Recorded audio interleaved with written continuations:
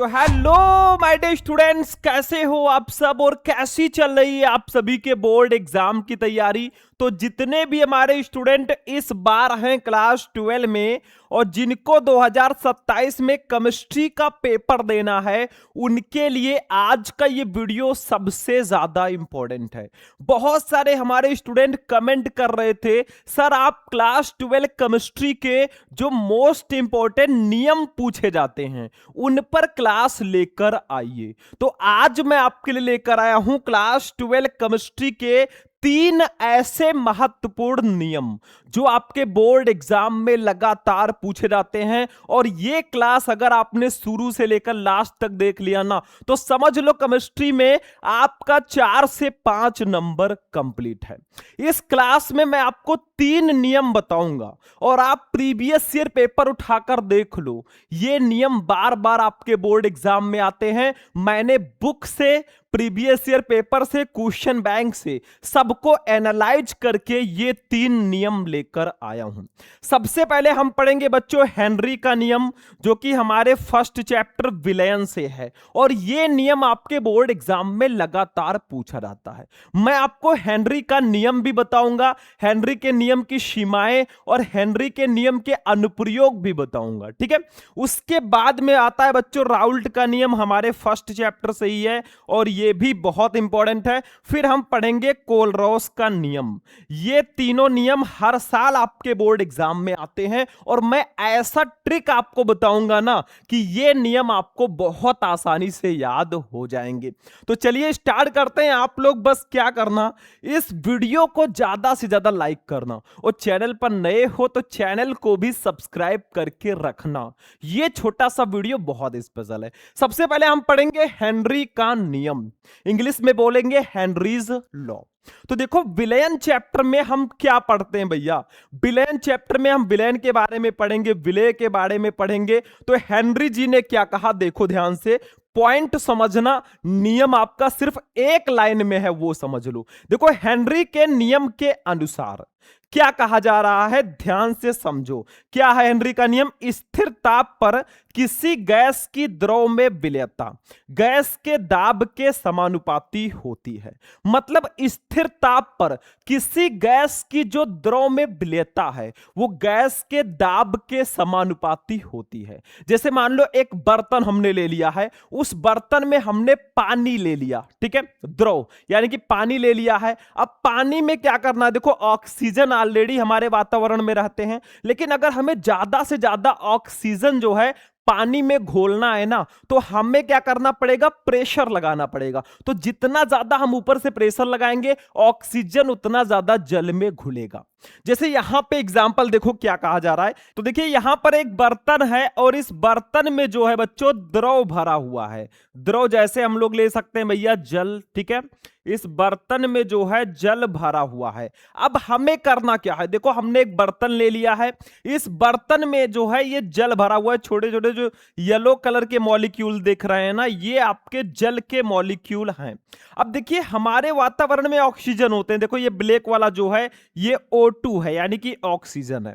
अब हम क्या चाहते हैं भैया कि इस जल में ज्यादा से ज्यादा ये गैस घुले, इस द्रव में ये गैस ज्यादा से ज्यादा घुले। तो हमें क्या करना पड़ेगा, विलयता का मतलब ये होता है, देखो नियम में क्या कहा गया है, स्थिर ताप पर किसी गैस की द्रव में विलयता, इस गैस की ऑक्सीजन की इस द्रव यानी कि जल में जो विलयता है वो गैस के दाब के समानुपाती होती है। मतलब जितना ज्यादा हम ऊपर से प्रेशर लगाएंगे ना, उतना ज्यादा ये ऑक्सीजन इस जल में घुलेगा। मतलब बहुत सिंपल है, अगर आपको ज्यादा से ज्यादा गैस जो है द्रव में घोलना है ना, तो आपको प्रेशर लगाना होगा। जैसे यहां पे हमने बर्तन में जल ले लिया है और ऑक्सीजन है, अब हम चाहते हैं कि ज्यादा से ज्यादा ऑक्सीजन जो है इस जल में घुले, तो हमें ऊपर से जो है प्रेशर लगाना होगा। तो क्या होगा, आपका जो ऑक्सीजन का मॉलिक्यूल है ना, इसमें से आपके ज्यादातर ऑक्सीजन इसमें आ जाएंगे, क्योंकि प्रेशर लगाकर हमने जो है इस ऑक्सीजन को इस जल में ज्यादा से ज्यादा घोला है। विलयता का मतलब ही होता है घोलना। ठीक है, तो समझ में आ रहा है क्या है हेनरी का नियम। स्थिर ताप पर किसी गैस की द्रव में विलयता गैस के दाब के समानुपाती होती है। मतलब जितना ज्यादा हम गैस पर दाब लगाएंगे उतना ज्यादा ये गैस इस द्रव में घुलेगा। तो गैस की द्रव में विलयता जो है गैस के दाब के समानुपाती होती है। अब मान लो भैया, जो ये आपका O2 है, मान लो घुली हुई जो गैस की मात्रा, ये जो आपका ऑक्सीजन घुला हुआ है ना, मान लीजिए इसकी मात्रा m है। ठीक है, अब हम हेनरी के नियम का फॉर्मूला निकालेंगे। तो लिख दो ऐसे आप लोग, यदि घुली हुई गैस की मात्रा, घुली हुई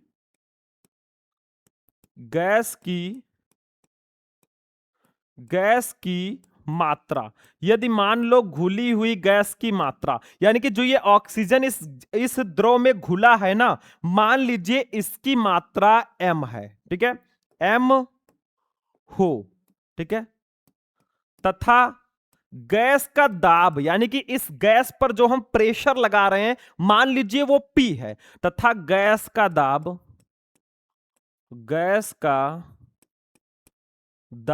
ठीक है, गैस पर जो दाब लगा रहे हैं भैया वो P है। देखो दाब को वैसे भी हम प्रेशर P से डिनोट करते हैं, तो दाब P हो तो, ठीक है, तो समझा कि नहीं समझा। मान लीजिए जो ऑक्सीजन की घुली हुई गैस की मात्रा है मान लो वो m है। ठीक है, और जो गैस पर हम दाब लगा रहे हैं ना इस ऑक्सीजन को द्रव में घोलने के लिए, वो मान लीजिए P है। तो क्या कहा गया हेनरी के नियम के अनुसार कि किसी गैस की द्रव में जो विलयता है, ठीक है, वो गैस के दाब के समानुपाती होगी। यानी कि सिंपली अगर देखा जाए तो यम जो होगा वो अनुक्रमानुपाती होगा या समानुपाती होगा किसके, P के। किसके समानुपाती होगा, P के। अब आपको क्या करना है, बहुत सिंपल है, आप इस समानुपाती के चिन्ह को हटा दीजिए तो बराबर लग जाएगा और एक स्थिरांक आपका जुड़ जाएगा K। तो यम इक्वल टू आपका हो जाएगा बच्चों Kp, और यही हो जाएगा हेनरी के नियम का फॉर्मूला। समझ में आ रहा है कि नहीं समझ में आ रहा है। बहुत सिंपल है भाई, छोटे छोटे बच्चे समझ जाएंगे। बस यही याद रखो भैया कि जो गैस की द्रव में विलयता है वो गैस के दाब के समानुपाती होती है। जितना ज्यादा हम गैस पर प्रेशर लगाएंगे, दाब बढ़ाएंगे, उतना ज्यादा ये गैस द्रव में घुलेगा। ठीक है, तो यदि घुली हुई गैस की मात्रा m हो तथा गैस का दाब P हो, तो क्या कहा गया, घुली हुई गैस की मात्रा m जो है समानुपाती P के होगा। जितना प्रेशर लगाओ उतना ज्यादा गैस द्रव में घुलेगा। ठीक है, तो m बराबर Kp। अब कुछ बच्चे कहेंगे सर जी यहां पे K क्या है, तो K आपका है बच्चों समानुपाती स्थिरांक। मैं यहां पे लिख देता हूं K आपका जो है ना वो है स्टूडेंट समानुपाती स्थिरांक, या हेनरी स्थिरांक भी बोल सकते हैं, समानुपाती स्थिरांक।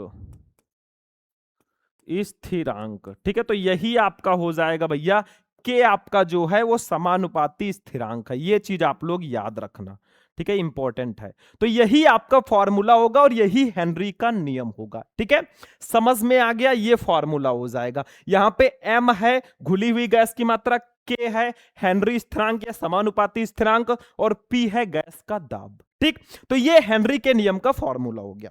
अब आपसे भैया हेनरी के नियम के अनुप्रयोग भी पूछे जाते हैं कि कहां पर हमें रियल लाइफ में कहां कहां हेनरी का नियम देखने को मिलता है।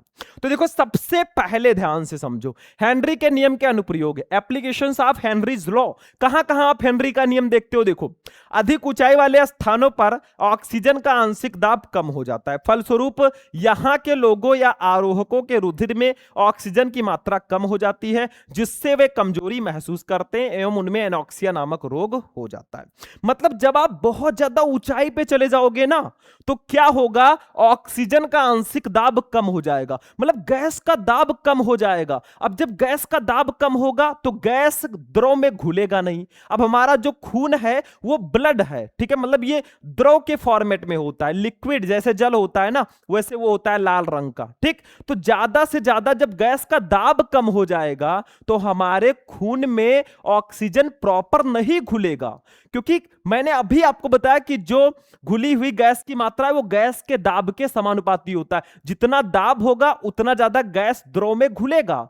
अब जब आप अधिक ऊंचाई वाले स्थानों पर जाएंगे ना तो ऑक्सीजन का आंशिक दाब कम हो जाएगा। अब जब दाब कम हो जाएगा तो इसके फलस्वरूप यहां के लोगों या आरोहकों के रुधिर में ऑक्सीजन की मात्रा कम हो जाती है।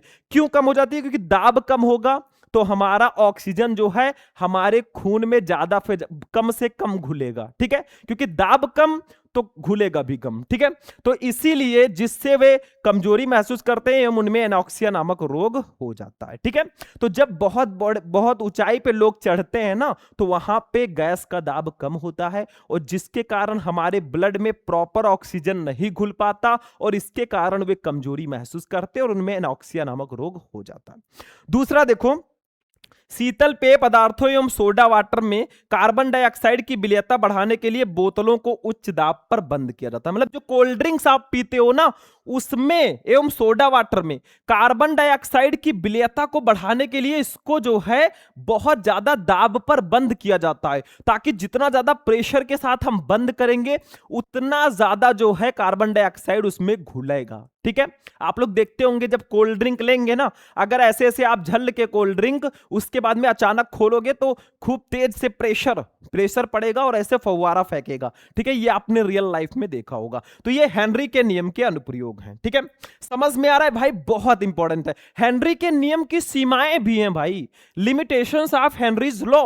मतलब हेनरी का नियम कहां कहां काम करेगा, हर चीज की एक लिमिट होती है। जैसे हम हैं, हम क्लास में पढ़ा रहे हैं, बहुत सारे बच्चे बैठे हुए हैं, कुछ बच्चे ऐसे हैं जो शरारती हैं, कुछ बच्चे अच्छे हैं। ठीक है, या कम शरारती हैं। तो भाई अगर ज्यादा शरारत करोगे, कुछ कम करोगे तब तो टीचर शांत रहेगा। बहुत ज्यादा शरारत करोगे ना, लिमिट से अगर आप पार चले जाओगे भाई तो फिर पनिशमेंट मिलेगी। ठीक है, तो हर चीज की एक लिमिट होती है। तो यद्यपि ये एक महत्वपूर्ण नियम है परंतु ये केवल तभी लागू होता है जब दाब अधिक ना हो। दाब बहुत ज्यादा नहीं होना चाहिए। अब बहुत ज्यादा दाब हो जाएगा भैया तो गैस आसानी से द्रव में घुल जाएगा, तब हेनरी का नियम काम नहीं करेगा। ताप बहुत कम ना हो, ताप भी बहुत कम नहीं होना चाहिए, स्थिर ताप होना चाहिए। गैस विलायक में बहुत कम विलेय हो, अगर गैस विलायक में बहुत ज्यादा विलेय होगा तब तो तुरंत घुल जाएगा, हमें प्रेशर लगाना ही नहीं होगा। तो ठीक है, गैस विलायक में बहुत कम विलेय हो तब हेनरी का नियम काम करेगा। फिर गैस की आणविक अवस्था द्रव व गैस दोनों अवस्थाओं में समान होना चाहिए। तो ये हेनरी के नियम की सीमाएं हैं। फटाफट इसको नोट कर लो भैया। तो समझ में आ गया, यहां पे हेनरी का नियम मैंने समझा दिया, देखिए ये, और उसके बाद में अनुप्रयोग मैंने बता दिया और सीमाएं भी बता दिया। ठीक है, अब चलते हैं बच्चों राउल्ट के नियम पे। राउल्ट का नियम जो है बहुत इंपॉर्टेंट है, आपके लघु उत्तरीय अति लघु उत्तरीय दोनों क्वेश्चंस में आता है, तो बिल्कुल मिस आउट मत करना। बहुत सिंपल है, वो भी मैं बता देता हूं। देखो राउल्ट के नियम के अनुसार किसी विलयन के वाष्प दाब का आपेक्षिक अवनमन विलेय पदार्थ के मोल प्रभाज के बराबर होता है। मतलब किसी विलयन के वाष्प दाब का आपेक्षिक अवनमन विलेय पदार्थ के मोल प्रभाज के बराबर होता है। जैसे हम लोग ले लेते हैं भैया P naught minus P S, ठीक है, अपान पी नॉट। ये पी नॉट क्या है भैया? ये आपका शुद्ध विलायक का वाष्प दाब है। पीएस क्या है? विलयन का वाष्प दाब। यस का मतलब सॉल्यूशन, विलयन का वाष्प दाब। ठीक है, इसका जो आपेक्षिक अवनमन है वो किसके बराबर होगा बच्चों? कहा जा रहा है विलेय पदार्थ के मोल प्रभाज के बराबर होगा। अब विलेय का मोल प्रभाज क्या होता है? विलेय के मोलों की संख्या अपान विलेय प्लस विलायक के मोलों की संख्या, यानी कि विलेय के मोलों की संख्या स्मॉल एन अपान विलेय के मोलों की संख्या small n plus capital N विलायक के मोलों की संख्या। ठीक है, यही आपका हो जाएगा भैया क्या? यही हो जाएगा राउल्ट के नियम का फॉर्मूला। मतलब बहुत सिंपल है, एक बार समझो। किसी विलयन के वाष्प दाब का अपेक्षिक अवनमन, मतलब विलायक का वाष्प दाब माइनस विलयन का वाष्प दाब अपन विलायक का वाष्प दाब, ये आपका विलयन के वाष्प दाब का अपेक्षिक अवनमन है। ये विलेय पदार्थ के मोल प्रभाज के बराबर होगा। अब विलेय का मोल प्रभाज का फॉर्मूला क्या होता है? विलेय के मोलों की संख्या अपान विलेय प्लस विलायक के मोलों की संख्या, तो small n upon small n plus capital N, ये इसके बराबर होता है। ठीक है, यही है बच्चों राउल्ट का नियम। अब सबसे पहले यहां पे जान लो थोड़ा सा कि पी नॉट क्या है भैया, पी एस क्या है, ये सब जान लो। फिर स्मॉल एन क्या है, कैपिटल एन क्या है, ये सब लिखना पड़ेगा, लिख दोगे तो आप ही के लिए अच्छा होगा। पी नॉट जो है ये शुद्ध विलायक का वाष्प दाब है, शुद्ध विलायक का वाष्प दाब, वाष्प दाब, ठीक है। पीएस जो है ये विलयन का वाष्प दाब है, विलयन का वाष्प दाब, ठीक है। एन है आपका स्मॉल एन है विलेय के मोलों की संख्या, विलेय के मोलों की संख्या, ठीक है। और कैपिटल एन आपका है विलायक के मोलों की संख्या, विलायक के मोलों की संख्या, ठीक है। तो ये आपका हो जाएगा भैया राउल्ट का नियम, ठीक है। समझ में आ गया, ये फॉर्मूला याद रखना। किसी विलयन के वाष्प दाब का अपेक्षिक अवनमन विलेय पदार्थ के मोल प्रभाज के बराबर होता है। P naught minus P S upon P naught बराबर n upon small n plus capital N, ठीक है। पी नॉट है शुद्ध विलायक का वाष्प दाब, पी एस है विलयन का वाष्प दाब, स्मॉल एन है विलेय के मोलों की संख्या, कैपिटल एन है विलायक के मोलों की संख्या। ये फॉर्मूला आप याद रखना। चलो आगे देखो भैया, सीमाएं, राउल्ट के नियम की सीमाएं क्या हैं, लिमिटेशंस क्या है, ये भी जान लो भाई, क्योंकि राउल्ट का नियम और उसकी सीमाएं लिखिए, कुछ ऐसा क्वेश्चंस आपके बोर्ड एग्जाम में आता है। तो देखो भैया सीमाएं क्या है, हर चीज की लिमिट होगी, तो इस नियम की भी लिमिट है। देखो राउल्ट का नियम तनु विलयनों पर लागू होता है, सांद्र विलयन राउल्ट के नियम से विचलन प्रदर्शित करते हैं। मतलब राउल्ट का नियम तनु विलयनों पर लागू होगा। तनु विलयन का मतलब जिसमें विलेय की मात्रा कम हो उसको तनु विलयन कहते हैं, जिसमें विलेय की मात्रा ज्यादा हो वो सांद्र विलयन होगा। जैसे पतला या मोटा कह सकते हैं। देखो अगर आप पानी में चीनी कम डालोगे तो वो क्या है, मतलब थोड़ा पतला रहेगा विलयन। अगर आप ज्यादा चीनी डाल दोगे भैया तो वो गाढ़ा हो जाएगा। तो आप ये समझो कि पतले का मतलब होगा क्या, कि ये तनु विलयन है, और गाढ़े का मतलब होगा ये सांद्र विलयन है। तो राउल्ट का नियम तनु विलयनों पर लागू होता है, सांद्र विलयन राउल्ट के नियम से विचलन प्रदर्शित करते हैं, मतलब ये राउल्ट का नियम नहीं फॉलो करते। दूसरा, ये नियम केवल अवाष्पशील पदार्थों के विलयनों पर लागू होता है, मतलब राउल्ट का नियम केवल अवाष्पशील पदार्थों के विलयनों पर लागू होता है, वाष्पशील पदार्थों के विलयनों पर नहीं। तीसरा, वैद्युत अपघट्यों के विलयनों पर राउल्ट का नियम लागू नहीं होता, मतलब विद्युत अपघट्य के विलयन पर राउल्ट का नियम फॉलो नहीं होता। चौथा, जो पदार्थ विलयनों में संगुणित हो जाते हैं उन पदार्थों के विलयन भी राउल्ट के नियम का पालन नहीं करते, मतलब जो पदार्थ विलयनों में संगुणित हो जाते हैं उन पदार्थों के विलयन भी राउल्ट के नियम का पालन नहीं करते। बस हो गया। तो ये राउल्ट का नियम था बच्चों और उसकी सीमाएं थी, ठीक है। ये दोनों आप लोग तैयार कर लेना। अगला नियम है बच्चों कोलरॉस का नियम, बहुत इंपॉर्टेंट है भाई। कोलरॉस का नियम आपके बोर्ड एग्जाम में लगातार आता है, तो इसको भी थोड़ा सा हम समझ लेते हैं। देखो ध्यान से, आपके चैप्टर 2 से है, ये याद रखना। ये विद्युत रसायन चैप्टर का नियम है, और विद्युत रसायन में एक और नियम है फैराडे के विद्युत अपघटन का नियम, वो भी मैं स्पेशल क्लास में लेकर आऊंगा क्योंकि दो दो नियम है उसमें, ठीक है। तो देखो कोलरॉस का नियम, कोलरॉस लॉ, इस नियम के अनुसार किसी विद्युत अपघट्य की अनंत तनुता पर चालकता इसके धनायनों तथा ऋणायनों की मोलर चालकताओं के योग के बराबर होती है। मतलब कोई भी विद्युत अपघट्य आप ले लीजिए, जैसे मैंने ले लिया HCl। अब भैया HCl का जब विद्युत अपघटन कराएंगे तो ये किस में टूटेगा, ये टूटेगा H+ में और +Cl- में। अब आपसे क्या कहा जा रहा है, किसी विद्युत अपघट्य की अनंत तनुता पर चालकता, मतलब इस HCl विद्युत अपघट्य की अनंत तनुता पर चालकता इसके धनायनों यानी कि H+ और ऋणायनों यानी कि Cl- की मोलर चालकताओं के योग के बराबर होता है। मतलब जो इसकी मोलर चालकता होगी इसके धनायन और ऋणायन दोनों की मोलर चालकताओं के योग के बराबर होगा, ठीक है। इसको मैं इरेज करता हूं, इसकी कोई खास जरूरत नहीं है, हमें फॉर्मूला समझना है। लिख दोगे तो अच्छी बात है, ठीक है।